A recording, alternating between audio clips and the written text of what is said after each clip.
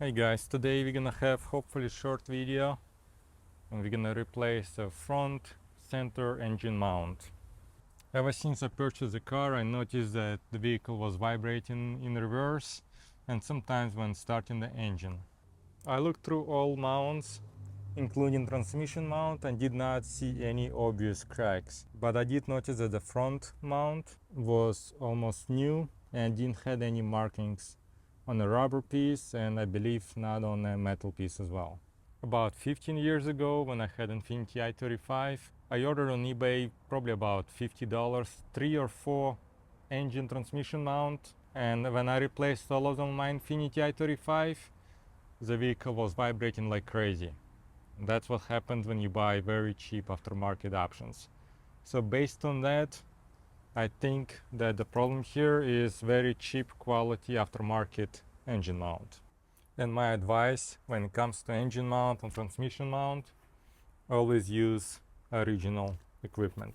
So here is original Subaru engine mount, and as you can see, it has markings on the rubber piece and on the metal. And here is part number for the engine mount.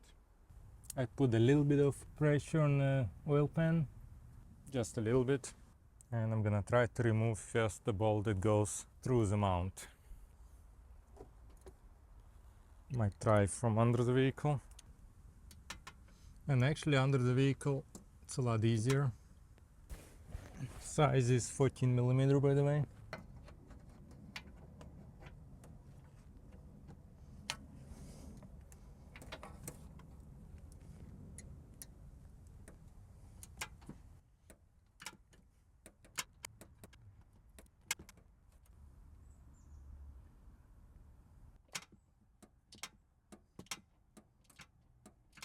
Now that I loosened it, maybe I could use this to loosen it further. Looks like it's working. Sometimes a little bit faster with those tools.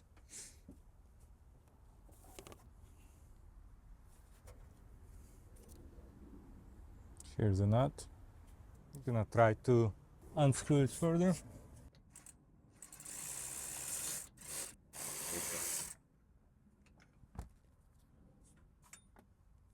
Okay, that bolt is out.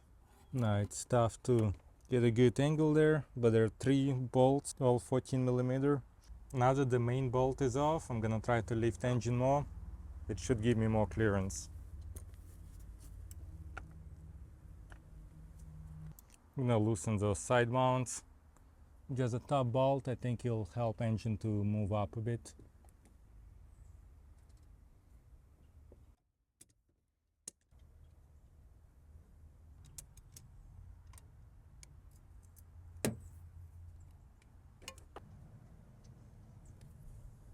Let's do a little bit more. I lift the engine more and there's definitely more clearance. So let's see if it's gonna work now. Okay, this one's good. This one's good. There's one more here, but it's very tough to reach. Maybe see those 2 bolts. The bottom one is the one that's tougher to reach. I'll use a regular wrench. I think I got pretty good angle here.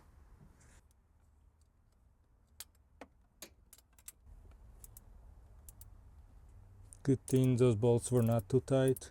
All bolts loosened. Let's see if I'll be able to remove them by hand now.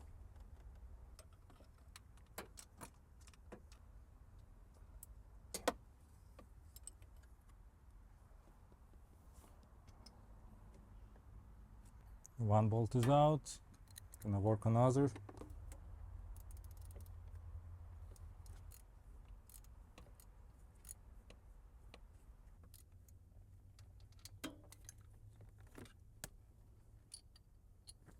Okay, and last one.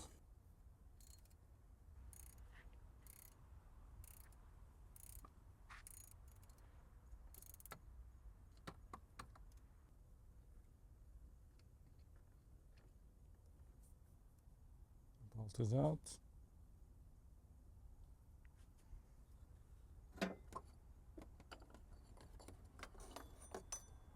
Okay, I see one part number now, but that's it, nothing on a rubber piece. And just a quick comparison between those two.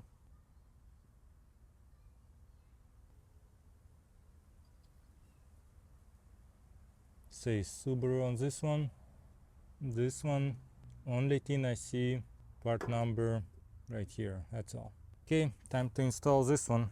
I'm gonna insert the mount and I'm gonna try to hand tighten the bolts.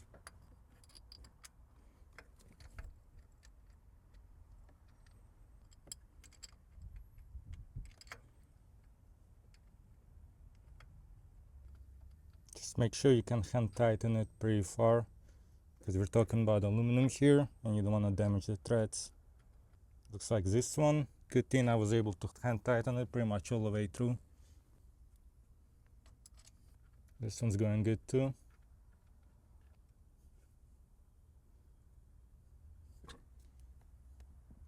This one's not too good. I had issues with this one, but it looks like it is going straight, so I'm gonna use a ratchet. Just make sure it doesn't take too much pressure. And so far so good. I did have to raise engine pretty high up, and I'm gonna use torque specs here. Try to, if it's gonna feel like it's too tight, I'm not gonna use torque specs, because the housing is aluminum. I really don't want to damage those threads. Okay, all those bolts, 3 of them, only 18 foot per pound, so we'll see how it's gonna go.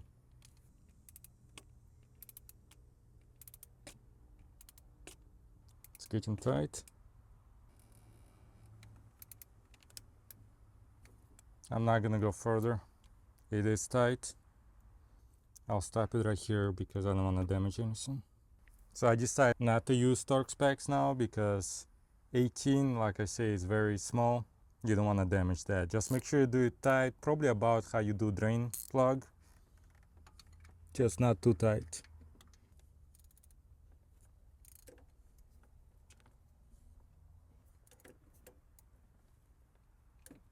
That's good. This next step, I'm gonna have to try to put this mount inside the bracket. So what I'm gonna do is I'm gonna slightly lower the engine just a little bit,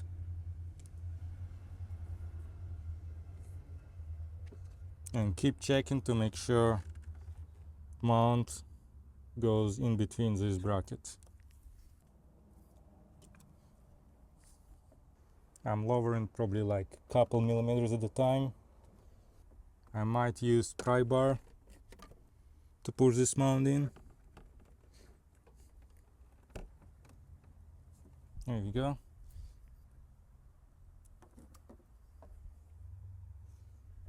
It looks like it's going in. Good.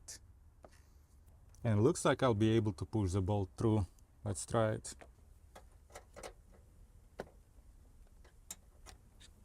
I'll lower just 1 millimeter.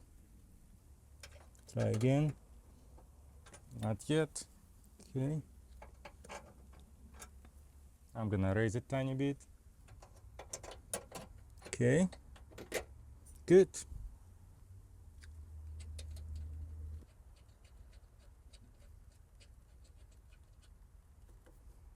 And this one we should use torque specs. And for this one it's 32.2. It looks like it's better to do it under the vehicle, because there's just not much room here.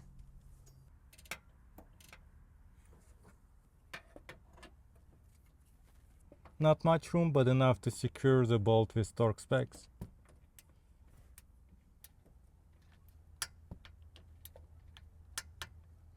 Okay, good. I'm gonna do the side mounts with same torque specs. 32.5 about foot-pound.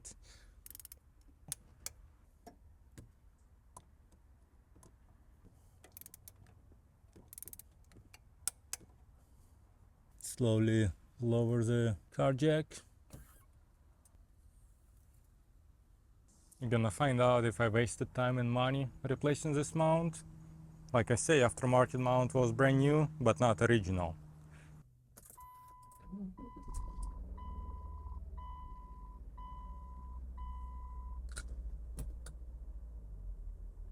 Wow, that definitely solved the issue I had vibrating when vehicle was in reverse.